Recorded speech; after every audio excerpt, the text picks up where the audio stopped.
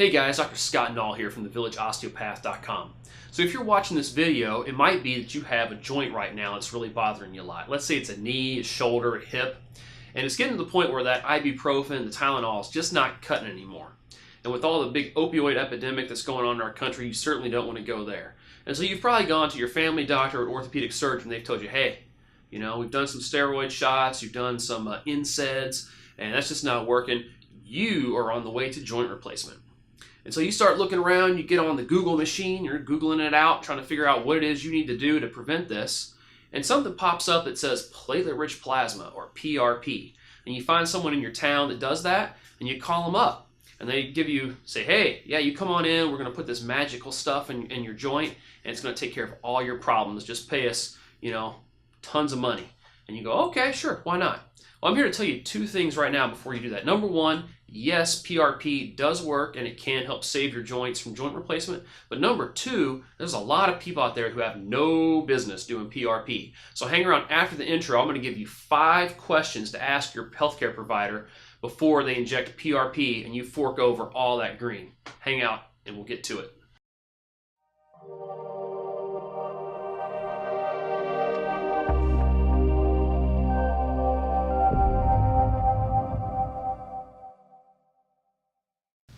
So you found a place that can do platelet-rich plasma or PRP injections to try to hold off or stave off this joint replacement. So you go into the office, these are the things you want to ask the healthcare provider before they even get started.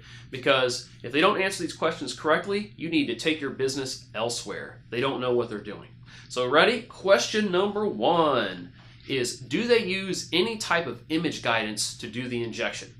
Now why is that important? I've had injections myself that weren't image guided. I've had some that are. But here's why. If you're getting ready to fork over a ton of money to have something done and you want to see if that stuff actually works, you need to make sure that that product gets in the right place. And there's tons of research out now showing that doing injections without guidance, aka blind injections, a lot of the time don't even get where they're supposed to go. I was informed about this when I was in residency. I did tons of injections when I was in residency, and then right at the end of it, a lot of these papers came out about image guidance, and I started reading them like, ooh, that could be why maybe some of my patients got better and some didn't. The accuracy of blind injections can be as low as 30%, and that's even in the hands of people who do them all the time. So let me ask you this, if you're getting ready to fork over a bunch of cash to have a procedure done, don't you want to make sure that's done appropriately and properly? I think so. So if they say, no, I don't need to do that, or I'm a professional, I've been doing this forever, or yeah, I've never used that, that's a bunch of baloney. Well, I can tell you right now, if it's a bunch of baloney, that means research is a bunch of baloney, because there's plenty out there that show that they're wrong and guidance is the way to go. So question number 1, do they use guidance to do their injections? If so, that's check mark number 1. You're okay. If they say no, hit the door. Question number 2. So the second question you should ask would be, how long have you been doing regenerative injections? And use that phrase. It's always good to ask a physician how long they've been doing something or how many they've done before you have it done to you. Because it could be they just started yesterday. You don't know. And you don't want to be that person. You don't want to be someone they're just practicing on. So ask about regenerative injections, because there's other types of injections other than PRP that have a regenerative effect. And it could be the physician has been doing other types of regenerative injections for a long time and has a lot of experience on needle placement, but they just haven't done the PRP for a while. So this is another one you can use to kind of gauge the experience of your provider. Like I said, any type of procedure you have done, always ask that question regardless. Question number 3. So question number 3 is, do you have a board certification in a musculoskeletal specialty? If you're getting an injection for a musculoskeletal problem, you want someone who's had adequate training. You don't want like a dentist or anything doing your knee injection. You might not want a plastic surgeon doing your joint injection. So there are a few different musculoskeletal specialties out there. So I'll just kind of go over a few. If they give you something other than these, you might want to go research it and see if that's something you want to go through with. So one musculoskeletal specialty, of course, would be orthopedic surgery. Everybody knows that one. That one's pretty common. Number 2 would be sports medicine. That seems to be a pretty common one too. Number 3 is not so common, and that would be physiatry, also called PM&R, or physical medicine and rehabilitation. That would be someone who has extensive training in musculoskeletal issues. The next one would be the one I personally have, that's neuromusculoskeletal medicine. Yeah, try saying that 5 times fast. Not happening. So neuromusculoskeletal medicine, also called NMM, that would be another one. Some anesthesiologists have special training in pain management and musculoskeletal issues, but not all of them do. So those are the ones I would start with. If they mention anything else, go look it up and see what their credentials are as far as that goes. All right, guys, question number 4, and this is going to be a big one. This is going to separate the amateurs from the people who have a lot of experience. And what you're going to ask them is this: regarding your PRP, or platelet-rich plasma, do you make that here in an on-site lab and custom make it to my problem, or do you use a standardized kit to make the PRP? If they look at you very blank, then you might not want to use that provider to do your PRP. It might be okay, but it might not be. And it could be you're not going to get the same kind of result that you get if you have someone who's custom making it. So when I first started PRP, very few places were making it in a custom fashion like we do now. What happened was, it was pretty much just like any other kind of pharmaceutical. We'd have a rep come in and they would bring their machine and their kit along with them, and they kind of show you what their product did. The problem with this is one of the first companies that did this, the literature they put out was one that was used in a study on the regeneration of cells in an umbilical vein.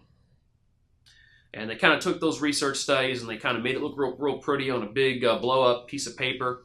And at first glance, it looked really promising. You know, it's like, ooh, look at that. You know, it's got all this regeneration. But then if you kind of start to think about it for a while, you know, an umbilical vein is not the same thing as the cartilage in your knee. I mean, yeah, you know, they're both body tissue, I guess. But if you're trying to stabilize the arthritis in your knee and get the cartilage freshened up, maybe you might want to use a product that's been studied to do that, as opposed to something that's been studied to regenerate as kind of a generic cell in an umbilical vein. And so a lot of these early machines that came out, I actually still have mine, don't use it anymore, but it's still there, were based upon this research. And so what you're trying to find out with this question is the physician or the provider keeping up with the current literature?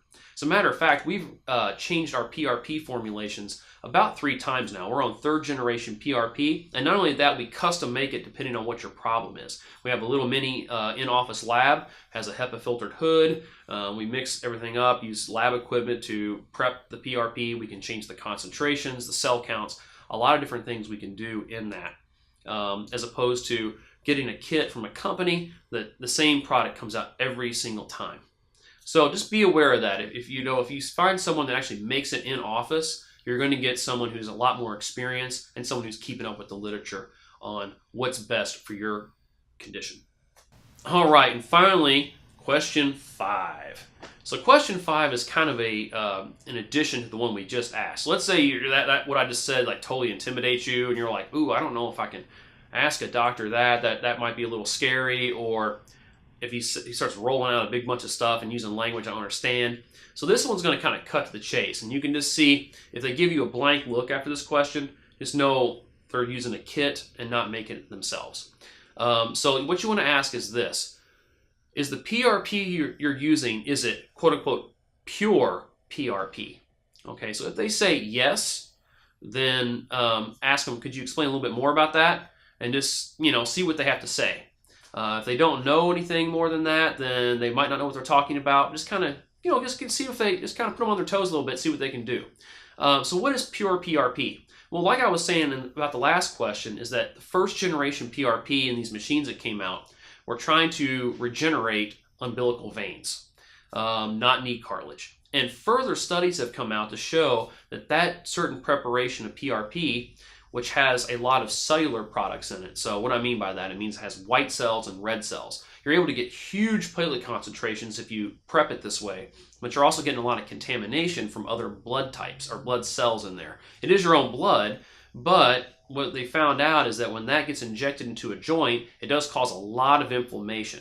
As a matter of fact, when I used to do these using those kits, back in 2010, is a lot of times patients' knees would blow up huge after we inject them. They have to come back for a couple days after the injection to get fluid drawn off because the reaction was so severe. That doesn't happen anymore because we fine-tuned it so much. So new research shows that those kind of preparations of PRP might not be the best for your cartilage. As a matter of fact, there was one study showing that platelet-poor plasma, which is just kind of like just almost water, pretty much, water and a little bit of protein in there, does a much better job than this big platelet-rich cocktail they've mixed up with the red and white cells mixed in.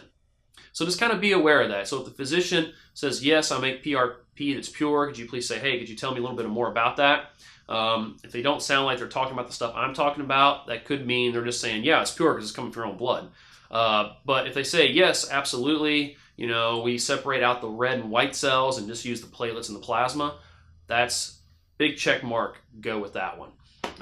If they say, I have no idea what you're talking about, or they kind of have that deer in the headlights look, just say, okay, thanks, I'll think about it, and just don't go back.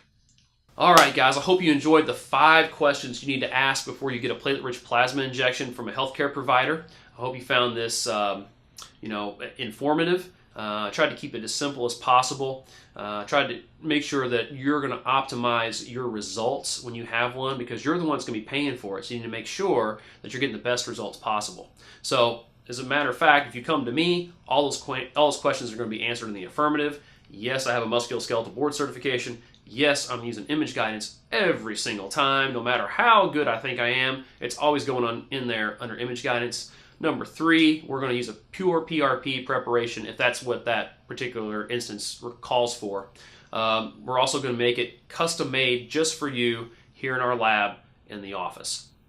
And I have been doing these kinds of injections since 2010 when I was back in residency. So as far as I know, probably one of the longest here in my area. So if you're interested about more information, listen to more of our videos, like us, subscribe, share around to all your friends. And hope to hear from some comments down there below, and also like us on our Facebook page. Thanks a lot. This is Dr. Nall from villageosteopath.com.